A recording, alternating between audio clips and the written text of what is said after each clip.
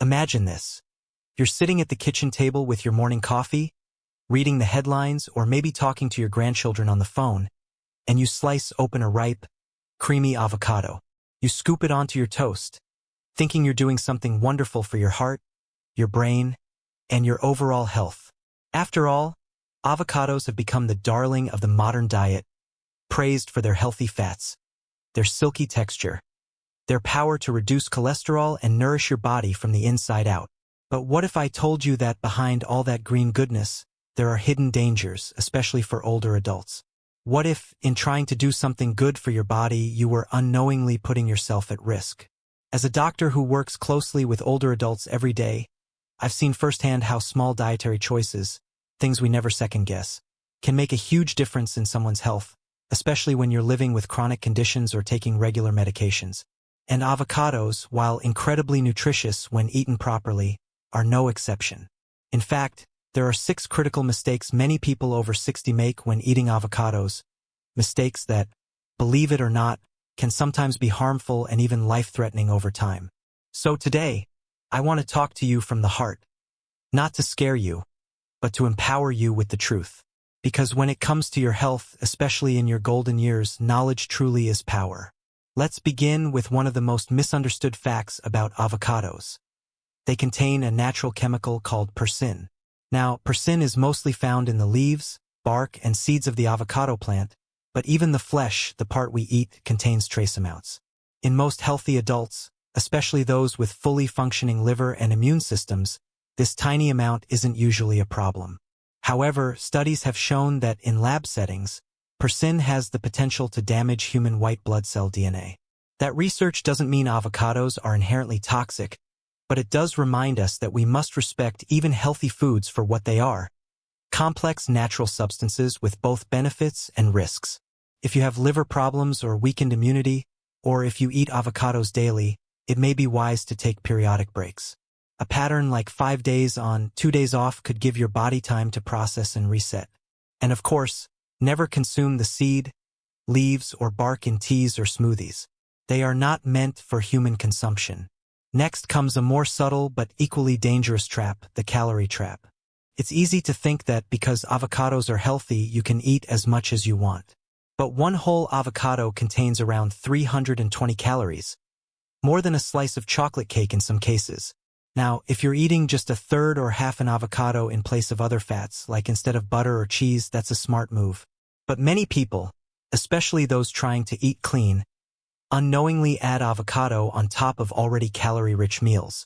A salad with dressing, nuts, cheese, and avocado can easily tip into a 700-calorie meal. And if you do that every day, it can lead to slow but steady weight gain, a serious issue for older adults with limited mobility, joint pain, or diabetes.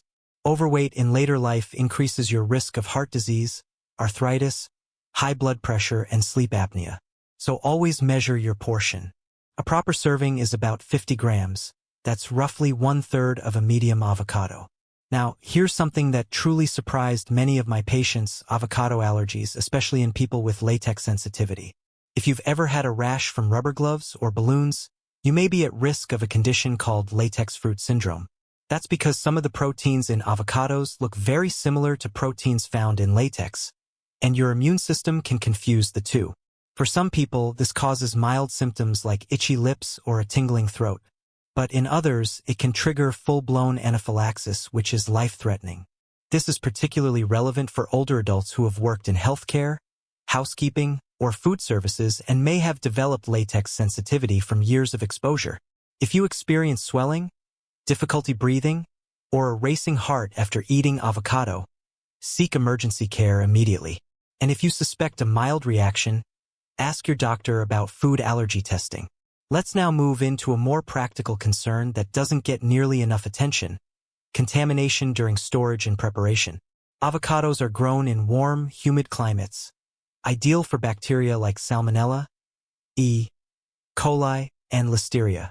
The skin of the avocado is rough and porous, meaning it can trap bacteria even when it looks clean. When you slice through the unwashed skin, your knife can carry bacteria straight into the flesh. That's why I always tell my patients, wash the avocado under running cold water for at least 30 seconds before cutting it open. Once cut, the clock is ticking. Bacteria multiply quickly at room temperature, especially in moist, nutrient-rich foods like avocado. Never leave cut avocado sitting out for more than 1 hour, and always store leftovers in an airtight container in the fridge. Eat them within 2 days to be safe.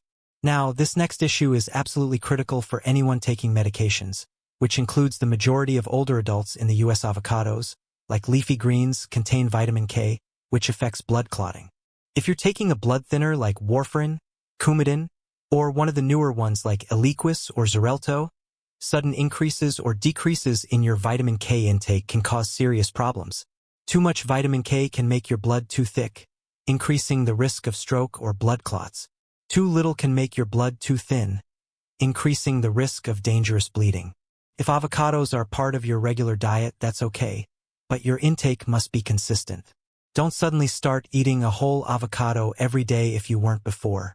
Talk to your doctor or pharmacist about how much vitamin K you can safely consume. Another concern is potassium.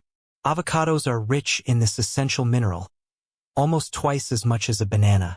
That's great if you have high blood pressure and need to lower sodium's effect on your body.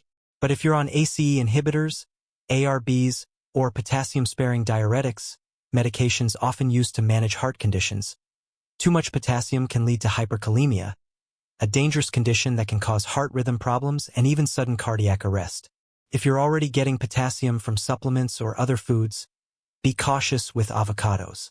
And then we come to something a little less dramatic but still very real: individual sensitivity. Not everyone's body handles avocado the same way. Some people experience digestive issues like bloating, gas, or diarrhea after eating them, especially if they're not used to high-fiber foods. Others, particularly those with IBS or SIBO, may react to the FODMAPs in avocado, specifically sorbitol, a sugar alcohol that can ferment in the gut and cause pain. And let's not forget histamine intolerance. As avocados ripen, they accumulate histamine, a compound that can trigger migraines, rashes, or nasal congestion in sensitive people. And finally, there's oral allergy syndrome. If you're allergic to birch pollen, avocados might cause an itchy mouth or throat. If you've ever experienced these symptoms, don't just brush them off. Log your meals and talk to your doctor. So after all of that, you might be wondering, should I even be eating avocados at all? And I want to say this clearly: yes, you absolutely can enjoy avocados, as long as you do it wisely. In fact, when consumed correctly, avocados can be one of the most powerful allies in your diet.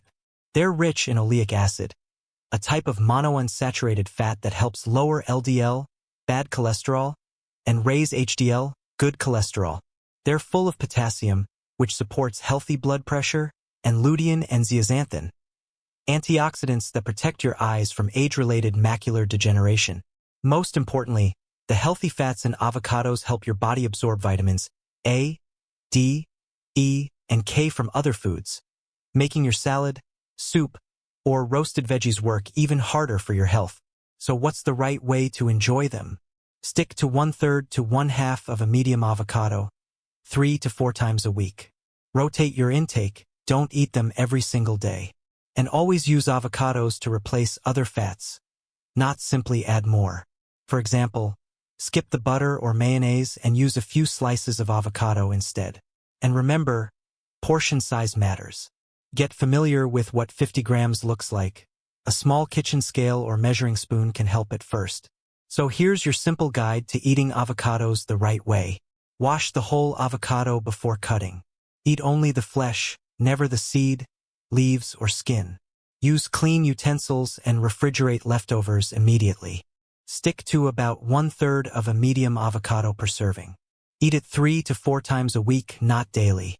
Replace other fats instead of piling on extra calories. Monitor how your body reacts. And most importantly, talk to your doctor, especially if you take medications or have food sensitivities. Your health, especially in your senior years, deserves not just good intentions but smart, informed decisions. Avocados can be a delicious and healthful part of your journey. But like any superfood, they must be treated with the respect they deserve. There's no one-size-fits-all approach to healthy eating. There's only your approach. And I'm here to help you find it. If you found today's conversation helpful, I warmly invite you to like this video and subscribe to Senior Health Tips. Your support means the world. It helps me continue sharing practical, compassionate advice that can truly change lives. Take care of yourself, and I'll see you in the next episode, where we'll explore another food that might be a little more complicated than it first appears. Until then, eat well, be well, and always stay curious about your health.